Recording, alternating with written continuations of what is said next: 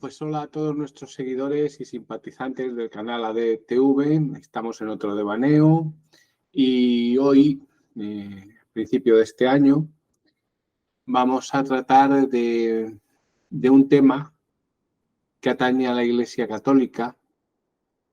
Esta Iglesia ha tenido un peso indiscutible en el establecimiento de la ética y de la moral en Europa, esto es innegable. Como la gran institución que siempre ha sido, pues ha tenido que lidiar con enemigos externos y con sus propios demonios, por así decirlo. Y de uno de estos demonios internos es de los que hoy vamos a hablar. Se trata de un delito, pecado, herejía, que recibe el nombre de solicitación. Vamos a intentar explicarlo y para ello vamos a acudir a un erudito, González Marmolejo, que da una definición de solicitación en confesión o solicitatio ad turpia, que es como sigue. Serían las palabras, los actos o gestos por parte del confesor que tenían como objetivo la provocación, incitación o seducción del penitente, con la condición de que tales acciones se deberían de dar al amparo del acto de la confesión, inmediatamente antes o después de ella, o bien cuando un confesor fingía, puesto que estaba haciendo algo claramente deshonesto, estar confesando, aunque en realidad pues no estuviese confesando. Este delito de solicitación, y estamos utilizando la palabra delito y ahora veremos por qué, va ligado estrechamente al sacramento de la penitencia. Y no hay este delito si no se da en confesión o si no se da en otros sacramentos. El origen de este término no se conoce, pero empezó a extenderse a partir del siglo XVI y en la actualidad sigue siendo considerado uno de los delitos más graves que cualquier confesor puede realizar. ¿Por qué se persiguió este delito? Pues por razones claras.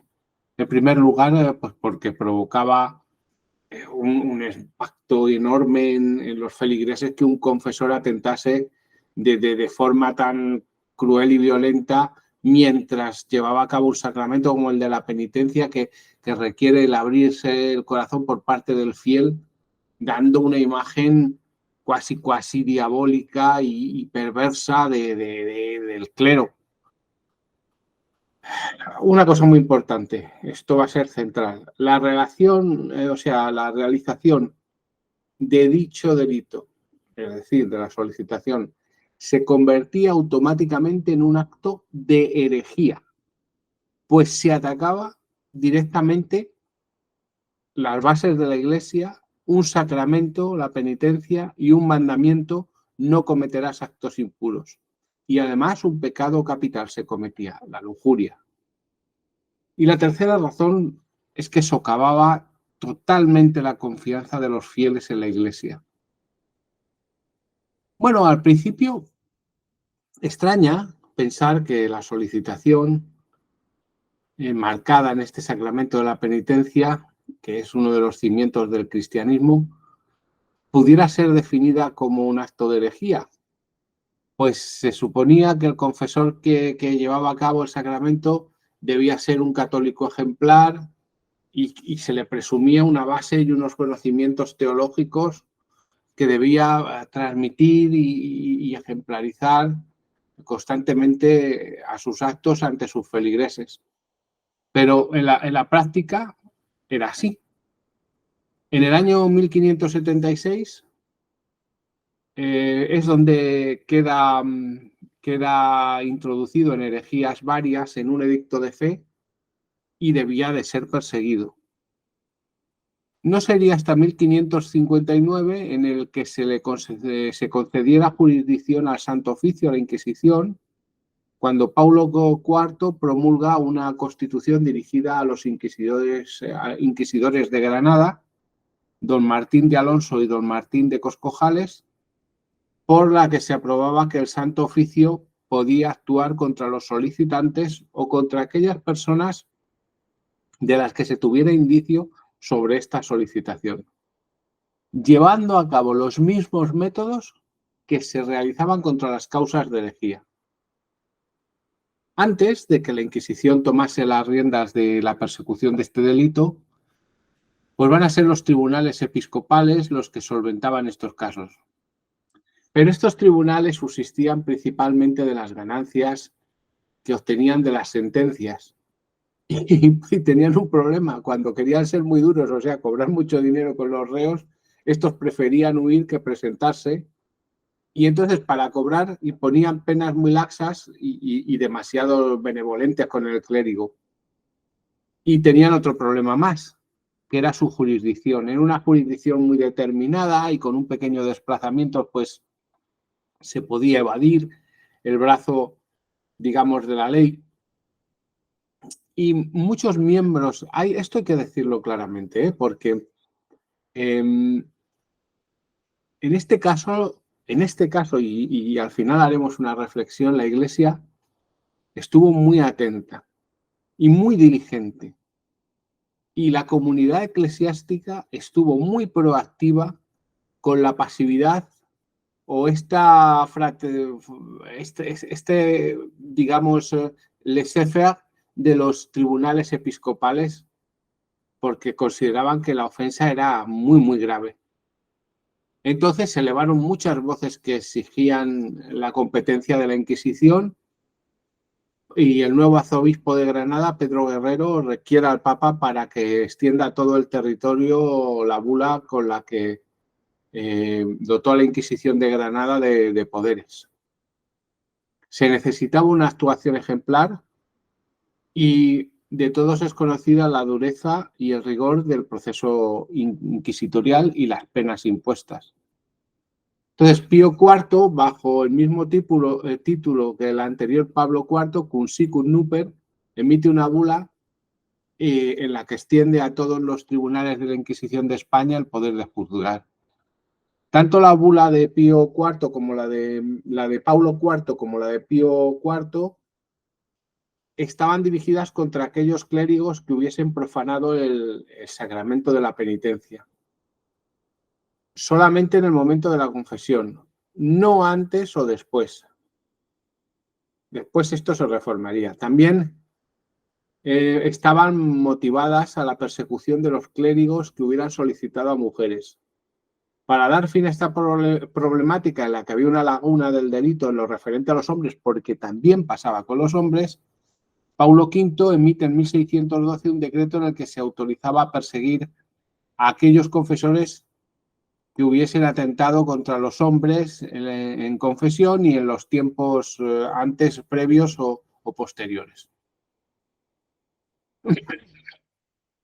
El Consejo de la Suprema, una institución española, aprobó y remitió la inclusión del delito de solicitación en los edictos de fe del año 1562. En este momento el delito pasaría a ser leído públicamente en todos los distritos inquisitoriales cada segundo domingo de Cuaresma, para que de este modo se advirtiera de la gravedad del delito y así se disuadir a aquellos que no cesaban en su actividad.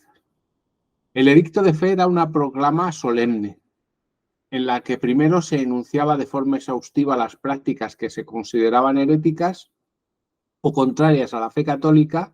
Después se combinaba a los habitantes de la ciudad o del pueblo que los inquisidores visitaban bajo pena de excomunión a que denunciaran a aquellos vecinos que hubieran incurrido en herejía. Bueno, ni que decir tiene que esto dio lugar también a otro tipo de problemas que a todos se nos vienen a la cabeza cuando la delación se hace general. En 1571 se va a retirar esto, porque efectivamente estaba generando más problemas que soluciones. En el año 1593, tras la elaboración del texto por parte de la Congregación Romana de la Inquisición, el Papa Clemente VII envía a este Consejo de la Suprema un decreto declarando la exclusividad absoluta de la Inquisición para perseguir y juzgar a los clérigos solicitantes, tanto seculares como regulares. Bueno, que entiendo que todo el mundo sabe lo que es el clero secular y el clero regular. Regula es todos los clérigos que están sometidos a una orden, como los en los monasterios y demás, y los seculares son pues aquellos que están en parroquias, catedrales y demás. Básicamente el clero secular es el conjunto de personas ordenadas en el servicio religioso. Están en este grupo pues los obispos, arzobispos, sacerdotes, presbíteros, diáconos. El clero regular pues es los religiosos que viven en un convento monasterio, como hemos dicho ya. Bueno, ¿quién es el sujeto pasivo del delito? Pues está claro, el que lo sufre, ¿no? Dicha persona podía ser tanto un hombre como una mujer. Debían de haber sufrido un acto deshonesto y malqueriente, se dice, por parte del clérigo con el pretexto de la confesión. Los actos se podían haber rechazado o aceptado. Esto no iba a eliminar el delito de solicitación. Hubo hombres y mujeres que sufrieron este delito, pero el número de mujeres fue mucho mayor que el de hombres. Bueno, una vez que se ocurría el delito, había una obligación del sujeto pasivo de denunciar esto ante la Inquisición. Y lo debía hacer en los 6 días siguientes desde que se producía. Y lo debía hacerlo bajo pena de anatema, aunque ésta se aplicó raramente. Pero también se publicó una bula de Benedicto XIV para que aquellos que denunciasen de forma falsa a un confesor podían ser incluso excomulgados y solo podían ser perdonados con el viático. Bueno, hasta aquí la exposición sobre este curiosísimo herejía, porque es así, es una herejía que socava los cimientos de la propia Iglesia. Como he dicho, es muy remarcable que la Iglesia actuase con una gran diligencia y viniendo hasta nuestros días se me viene a la cabeza la diferencia con la que la propia Iglesia ha tratado o trata en la actualidad en los diferentes países y durante décadas los casos de abusos por parte de clérigos en la enseñanza, en instituciones, en seminarios y demás, con la diligencia que tuvo en este tiempo y el celo que puso en erradicar estas conductas, que ciertamente se han conseguido erradicar. Y creo que nada más. Este devaneo nace de una curiosidad, puesto que cuando vi este tema me pareció tremendamente especial y me pareció también que es un ejemplo de un movimiento pendular donde la Iglesia es capaz de ser absolutamente eficiente y eficaz en evitar una conducta deleznable y en los problemas que nos acucian en los días de hoy, de los cuales no estoy dispuesto a hablar en términos de si son muchos, pocos o regulares. Son horribles y tienen que ser erradicados activamente. Y en muchos casos, por ejemplo, en mi país, la Iglesia ha sido muy resistente a hacer las cosas que tendría que hacer para evitar estas situaciones pues de abusos, pederastia y todo esto. Hay un precedente histórico y la historia enseña que cuando se quiere, se puede. Y nada más, nos vemos en el próximo devaneo. Un saludo.